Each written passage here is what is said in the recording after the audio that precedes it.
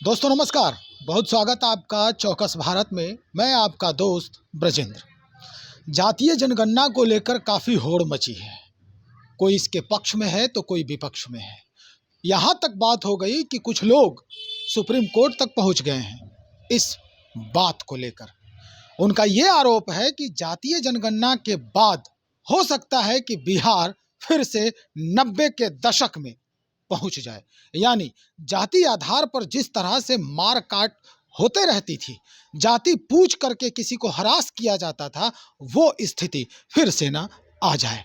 इस बात को लेकर ही जो नालंदा जिला के रहने वाले हैं अखिलेश सिंह, वो सुप्रीम कोर्ट तक याचिका दायर करने पहुंच गए। दरअसल हम बात कर रहे हैं शिवानंद तिवारी जी की। शिवानंद तिवारी जी ने कल ही एक बयान दिया है जिसमें उन्होंने स्पष्ट कहा है कि जातीय जनगणना का विरोध वही लोग कर रहे हैं जो वर्षों से कब्जा जमाए बैठे हैं। अब कब्जा किस किस मसले पर जमा कर बैठे हैं, कौन कौन से उनके जहन में बात चल रही है, घुमड़ रही है, थोड़ा सा हम इसको विस्तार करने के लिए पहुंच गए हैं। लोजपा रामविलास के प्रबुद्ध प्रवक्ता हमारे साथ हैं, राजेश भट्ट जी। हम इन्हीं से जानते हैं क्या लग रहा है, कौन जमा कर बैठा है जो जिसमें शिवानंद तिवारी जी को ये आपत्ति हो रही है। विपक्ष कह रहा है कि ये जो है खतरे की घंटी है, हो सकता है राज्य फिर से 90 के दशक में प्रवेश न कर जाए। आप एक प्रबुद्ध जो है, काफ़ी दिनों से एक लंबा अनुभव है आपका पत्रकारिता का। जातिगत आधार और जातिगत समीकरण की बात सबसे पहले किसने किया था, ये सर्वविदित है। बिल्कुल, इसमें कहने की कोई ज़रूरत नहीं। और शिवानंद तिवारी जी ने कहा है तो निश्चित तौर पर अपने पार्टी का चरित्र कहा है। अच्छा ये क्या है? अब अगर वो विरोध करते हैं तो ये देखने वाली बात है। विरोध नहीं, सपोर्ट कर रहे हैं वो तो। नहीं, सपोर्ट आखिर फिर इन लफ्ज़ों का क्या महत्व। लोक जनशक्ति पार्टी रामविलास स्पष्ट करती है कि जातीय जनगणना के पक्षधर हैं, मजबूत पक्षधर हैं। हमारे पार्टी के राष्ट्रीय अध्यक्ष आदरणीय श्री चिराग पासवान जी भी कह चुके हैं कि जातीय जनगणना होनी चाहिए, लेकिन इसकी जो प्रक्रिया सरकार ने अपनाई है वो बहुत ही हास्यास्पद है, दुर्भाग्यपूर्ण है। ये कहना कहीं से भी गैर वाजिब नहीं होगा। इसलिए कि उन्होंने जातीय जनगणना की शुरुआत करने से पहले ना तो किसी अन्य दलों से इस पर चर्चा की, ना इसके प्रभाव को बताया गया है, ना इसकी प्रक्रिया को समझाया गया है, ना इसकी कोई भी रूपरेखा मिल बैठ के तैयार की गई है। इससे एक संदेह की स्थिति अवश्य बनती है कि आखिर इसके प्रभाव क्या होंगे, जातीय जनगणना का प्रभाव क्या होगा। तो प्रक्रिया को लेकर हम लोग थोड़ी सी असमंजस की स्थिति में अवश्य हैं और निश्चित तौर पर यह उनको करना चाहिए था। सर्वदलीय बैठक बुलाना चाहिए था, उसमें आम राय शुमारी करनी चाहिए थी, कुछ बातों पे चर्चा होनी चाहिए थी कि जातीय जनगणना में हम क्या क्या पक्ष को ले रहे हैं, किन किन पक्षों को छोड़ रहे हैं।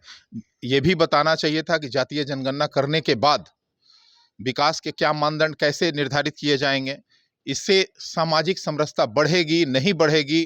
कहीं ऐसा नहीं कि एक सामाजिक क्लेश जिसकी आप चर्चा अभी किए, शिवानंद तिवारी जी ने भी कहा, तो आप देख रहे हैं कि नालंदा से ही उनका विरोध हो रहा है। नालंदा के लोग वो याचिका दायर किए हैं। नालंदा के उनके गृह जिले से ही सबसे पहली आवाज उठी है। तो इस बात को लेकर तमाम बिहारवासी कहीं ना कहीं आशंकित हैं, सशंकित हैं कि जातीय जनगणना करने का प्रभाव क्या होगा। देखिए, प्रभाव को लेकर सब लोग आशंकित हैं, प्रक्रिया को लेकर सब अचंभित हैं। चिराग पासवान जी के जहन में क्या है, क्या प्रक्रिया होनी चाहिए? चिराग पासवान जी ने तो मांग किया था। चिराग पासवान जी हमेशा जातीय जनगणना के पक्षधर हैं और मजबूत पक्षधर हैं। हमेशा हम लोग स्वागत करते हैं ऐसे फैसलों का, लेकिन दुर्भाग्य ये है कि नीतीश कुमार जी अन्य दलों से विचार विमर्श करना उचित नहीं समझते, जबकि मैं समझता हूं कि कोई भी चीज़ों पे विचार करने से, आपसी विमर्श करने से कुछ चीज़ें अच्छी होती हैं, कुछ बेहतरी हो सकती थी, लेकिन उन्होंने इस पर कोई चर्चा करना उचित नहीं समझा, जो बेहद दुर्भाग्यपूर्ण है। इस बात को लेकर सभी दलों में मैं समझता हूं, उनके जो साथ खड़े हैं उनमें भी एक शंका की स्थिति है। आप समझ लीजिए कि जातीय जनगणना का प्रभाव क्या होगा, अच्छा होगा बुरा होगा, इस पर चर्चा बेहद जरूरी है। उनके मानदंड कैसे तय होंगे, आखिर उन गरीबों, दलितों, शोषितों, वंचितों जो आज 75 वर्षों से हाशिए पे हैं, समाज के पिछले पायदान पे खड़े हैं, क्या उनको जो है इसका लाभ मिल पाएगा कि नहीं मिल पाएगा, कितना मिल पाएगा, ये भी स्पष्ट करना चाहिए। हम लोगों की मांग सिर्फ उस वर्ग के लिए है जो आज भी पिछड़ेपन के शिकार हैं, और उन्हीं के लिए ये जाति जनगणना करने की आवश्यकता विशेष रूप से है, ताकि वो भी समाज के मुख्य धारा में जुड़ सकें, उनके लिए योजनाएं बनाई जा सकें। अब नीतीश कुमार जी अपना पक्ष अन्य दलों से क्यों नहीं रखते हैं, सर्वदलीय बैठक क्यों नहीं बुलाते हैं, इस बात पे लेके बड़ा सशंकित है। जाति की अगर बात करें तो ये बीपी सिंह जो जब प्रधानमंत्री बने थे उसके पहले मंडल जो आयोग था वो लागू हुआ था, और उसमें से जो निकल कर आए थे, जो कमज़ोर वर्ग के कहे जाने वाले लोग जो निकल कर आए थे, उन्होंने राजनीति में अपनी शिरकत शुरू की थी। तो क्या लग रहा है कि इस बार अगर ये जनगणना 1931 के बाद जो शुरू किया जा रहा है, तो इसके बाद क्या ये वर्ग जो है फिर से एक बार अपना अस्तित्व बनाने के ये में है, या फिर कोई और जो है वो नया विचारधारा लागू होगा? देखिए, यही मैं कहना चाहता हूं कि उनके जो हक हुकूक की बात जो करनी है इस जातीय जनगणना के आधार पर, कि उनको उसकी हिस्सेदारी मिले, उनका विकास कैसे हो, उनका जो पिछड़ेपन का कारण है उस पर भी चर्चा हो, तो ये इन सब चीज़ों पे ये तभी विचार हो सकता है जब सर्वदलीय बैठक बुलाते नीतीश कुमार जी। अब सर्वदलीय बैठक बुलाने से उन्हें क्या ऐतराज है, समझ में नहीं आता है। प्रक्रिया आनन फानन में स्टार्ट कर दी गई है, प्रक्रिया को लेकर भी एक शंका है। अब बताइए, समाज के शिक्षकों को लगा दिया जाता है इस कार्य में, जबकि बेरोजगार यहाँ बैठे पड़े हैं।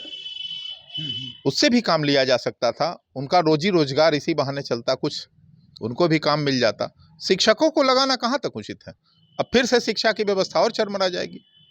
सत्र वैसे भी सारे पीछे हैं। नहीं, चिराग पासवान जी, जैसा कि आप कह रहे हैं सर्वदलीय बैठक बुलानी चाहिए थी, तो आपको क्या लगता है आपके पार्टी के तरफ से क्या विचार हो सकते हैं जो आप नीतीश कुमार जी को आप रखना चाहते हैं? ये तो वो बुलाएं, तब तो हम लोग पूरी होमवर्क करके वहां पहुंचे, अपनी बात रखें। सवाल तो है, बात होगी ना, बहुत सी सारी बातें हैं कहने को, एक दो बात तो लेकिन वहां जब हम लोग बैठ के ही बात करना ज़्यादा उचित होगा कि इसको हम लोग कैसे बेहतर तरीके से जो है इसका लाभ उनको मिल सके, जो वीकर सेक्शन है बिहार के, जो समाज के पिछले पायदान पे खड़े हैं। मेरी चिंता उन लोगों के लिए है जो समाज के हाशिए पे चले गए हैं, कहीं ना कहीं कहिए कि राजनीतिक भूल के शिकार हुए हैं, फिर दोबारा ना हो जाएं, इस बात की शंका हम लोगों को है। चलिए सर, बहुत शुक्रिया आपका। तो हमारे साथ राजेश भट्ट साहब थे, लोजपा रामविलास जी के पार्टी से प्रवक्ता हैं अपने प्रदेश में ही। इन्होंने जो भी कहा है वो कुछ इनके जो विचार हैं या पार्टी के तरफ से जो इनको मैसेज मिला है वही ये बयां कर रहे हैं। खैर, सर्वदलीय बैठक की जब बात हो रही है तो सारे दल इस पर एक बार बैठ करके विचार करना उचित होगा, ये तो लाजमी है।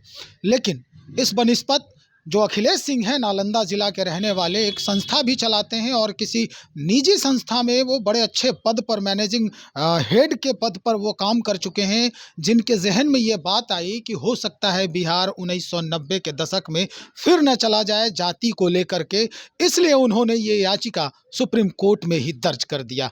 फिलहाल वो दिल्ली में ही निवास कर रहे हैं।